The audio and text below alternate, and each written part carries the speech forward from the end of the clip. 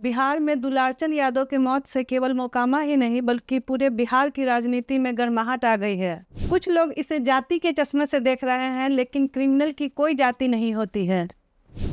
क्या अनंत सिंह को जाना पड़ सकता है जेल और दुलारचंद यादव को मिलेगा इंसाफ? इन्हीं सारी मुद्दों पर बात करने के लिए आज हमारे साथ पटना हाईकोर्ट के जाने माने अधिवक्ता शिवनंदन भारती जी हैं और उनसे हम जानेंगे कि क्या है ये पूरा मामला और एफआईआर में क्या केस हुआ है दर्ज। सर, आपका मेरे चैनल सत्य संविधान पे बहुत बहुत स्वागत है। सर, आप इस पूरे मामले को कैसे देखते हैं? तो देखिए, बहुत ही अच्छी बात है कि आपने बड़ा ही शुरुआती दौर में आपने ये बैकग्राउंड में जो बताया कि यहाँ बिहार में एक ट्रेडिशन चला, हर चीज़ को जाति के चश्मे से देखना कदापि उचित नहीं है। क्रिमिनल्स की कोई जातियाँ नहीं होती हैं। अब इस पूरे प्रकरण को जब देखेंगे हमारा लीगल एस्पेक्ट से, जो एफआईआर जो हुआ है, एफआईआर में जो दुलार चंद्र जी के पोते के द्वारा जो कराया गया उसमें स्पेसिफिक एलिगेशन लगाया गया है अनंत सिंह के ऊपर कि उन्होंने गोली चलाई और गोली जो है पाँव में लगा। अब एक विवाद यहाँ पर ये उत्पन्न हुआ कि पोस्टमार्टम रिपोर्ट अभी आया नहीं, लेकिन जो डॉक्टर ने जो किया उनका एक बयान बहुत तेज़ी से वायरल हो रहा है, जिसमें ये बताया जा रहा है कि इसमें गोली लगने से मौत नहीं हुई है, क्योंकि पाँव में गोली लगा। आपको बता दें कि मेडिकल जूरिस्प्रूडेंस है, उसमें एक बातें होती है कि अगर कोई व्यक्ति को गोली लगा और गोली से यदि इतना खून बह जाए, उससे भी मौत का कारण होता है। तो इसके लिए भी जिम्मेदार वो 302 का जो सेक्शन है उस पर अप्लाई होता है।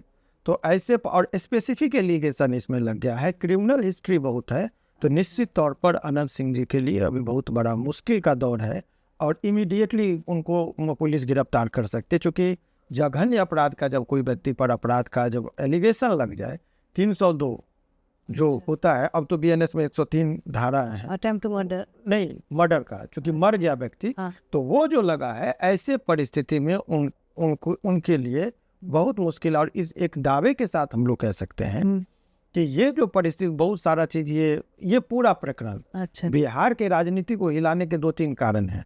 अभी जब छठ में का समय था, तो पहली बार पुलिस इतनी दिखी रोड पर कि एक एक आदमी को, जाए आप फैमिली के साथ जा रहे हो, कुछ भी जा रहे हो, तो गाड़ी खोल करके चेक किया गया। आम लोग असहज भी महसूस किए, लेकिन सभी लोगों ने सपोर्ट किया कि इलेक्शन का टाइम है, अगर चेक ही कर रहे हैं तो कोई बात नहीं। तो उस एरिया में अगर कोई भी ग्रुप अगर बंदूक लेके जा रहा था, क्योंकि गोली लगने से मौत हुई है तो साबित हो गया, गोली लगी थी, ये भी पोस्टमार्टम रिपोर्ट बता रहा है।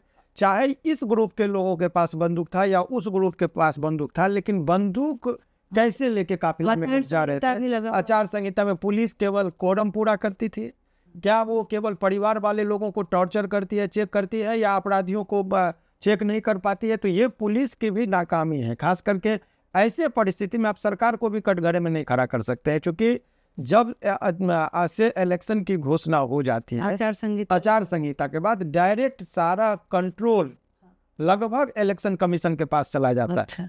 तो ऐसे परिस्थिति में इलेक्शन कमीशन के द्वारा जो नियुक्त अभी पुलिस पदाधिकारी, बाहर से सीआरपीएफ और अन्य पदाधिकारी आए, तो उनसे कहाँ चूक हुई, ये एक मामला बनता है अनुसंधान का, नंबर 1। नंबर 2 कि अब लोगों के मन में ये एक जिज्ञासा है कि दुलार चंद्र को न्याय मिलेगा कि नहीं मिलेगा। देखिए, जब कभी भी कोई हत्या होता है तो परिवार के लोग नर्वस होते हैं, वो एफआईआर में वो सारे तथ्यों को नहीं लिखवा पाते हैं, पुलिस अपने मन से बयान लिखती है, जो करती है। इस केस में मुझे लगा कि दुलार चंद्र जी के जो पोता है, उन्होंने बड़ा ही संयमी तरीके से चीज़ों को समझा। एफआईआर को मैंने जो पढ़ा है, तो एफआईआर में स्पेसिफिक एलिगेशन अनंत सिंह जी के ऊपर लगाया गया है। तो कोर्ट में केवल वही देखा जाता है कि इनके ऊपर क्या एफआईआर में बातें कही गई है। तो उसमें है कि जब दादा हमारे जा रहे थे तो फलना व्यक्ति ने जो अपने हाथ में बंदूक से मारा, जो गोली पाँव में लगा। तो ये स्पेसिफिक गोली मारने का इल्जाम जो है अनंत सिंह जी के ऊपर लगा है, नंबर 1। नंबर 2 कि अनंत सिंह जी का जो क्रिमिनल हिस्ट्री जब कोर्ट में जब जाता है, तो देखता है कि आपका आपराधिक इतिहास कितना है, कि अपराध इतिहास का मतलब कितने एफआईआर आपके ऊपर हुए हैं, कितने में आप बड़ी हो गए, बाइज्जत बड़ी हो गए, वो मैटर नहीं करता है। लेकिन हिस्ट्री में जब आ जाता है, तो इनका जो क्रिमिनल हिस्ट्री है वो भी इनके लिए बेल घातक हो सकता है, बेल के लिए। तो ये एक चीज़ें हैं। अब इसके राजनीतिक पहलू पर जब आप जाएंगे, तो दुलार चंद्र जी का यादव का जो मौत हुआ है, तो ये सामाजिक तौर पर चूंकि यादवों में एक सेंटिमेंट जगा के गया है और ये लोग यूनाइट हो गए। हालांकि कुछ लोग दो धाराओं में बटे हैं, कुछ लोगों को हालांकि इसमें भी जाति के चश्मे से लोगों ने देखने लगा, कुछ लोग भूमिहार होने के नाते उनका पक्ष ले रहे कि अनंत सिंह को फंसाया जा रहा है, कुछ लोग यादव इसलिए करे यादव को मारा गया। लेकिन इतना तो जान लीजिए कि मौत जब हुई है तो मौत पर जातिगत चीज़ों से नहीं देखे लोग तो ज़्यादा अच्छा है। मौत हुई है और मौत जो हुई है तो उसको गलत तरीके से नहीं, जो भी अपराधी है पुलिस अपना फैक्ट है उसके आधार पर सजा हो तो ज़्यादा अच्छा है। सर एक और बात पूछना चाहेंगे कि कहा जा रहा था कि 40 गाड़ियों का काफिला चल रहा था, जबकि ये इलेक्शन जब शुरू होने वाला आचार संहिता लग चुका है, तो ऐसी सूरत में बिना इलेक्शन कमीशन के परमिशन के आप इतने गाड़ियों का काफिला लेकर नहीं ये चौंकाने वाली बात है आपने जो कहा है कि आचार संहिता में बिना किसी की इजाजत के अगर इतनी बड़ी काफिला जा रही थी और बिना कोई इजाजत के, तो ऐसे में तो डायरेक्ट आचार संहिता के उल्लंघन का केस तो होना ही चाहिए, जो अभी तक नहीं हुआ। वो एक सरप्राइजिंग है। आचार संहिता का उल्लंघन तो इमीडिएटली बनता है कि विदाउट परमिशन इतने काफिला को लेकर आपको घूमने की इजाज़त कैसे दी गई थी। और वो एडमिटेड फैक्ट है, कई जगह उन्होंने बयान में भी कहा है कि हम 40 गाड़ी से हमारा आगे रह गया था 10 गाड़ी पीछे, यानी 50 गाड़ी। हाँ, तो उसको ये पुलिस को देखना होगा कि हमने उसमें इजाज़त दिया था कि नहीं। ये कानूनी पक्ष है, राइट और रॉन्ग कौन है, सही कौन है, गलत, ये हम लोग यहाँ से नहीं बैठ के कर सकते हैं।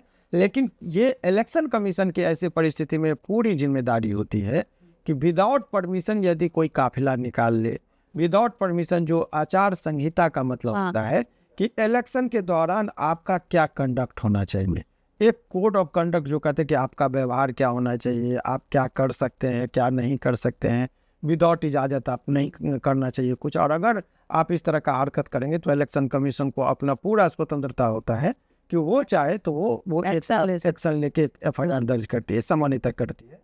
लेकिन यहाँ पर अभी तक मीडिया रिपोर्ट के मुताबिक 3 FIR हुआ है, लेकिन आदर्श आचार संहिता का उल्लंघन का जो एक सेपरेट केस होना चाहिए अभी तक खबरों के मुताबिक नहीं है। हो सकता है इलेक्शन कमीशन किया हो, लेकिन ऐसे पब्लिक डोमेन में इस तरह का खबर नहीं है। तो ये एक चौंकाने वाली तथ्य जरूर है।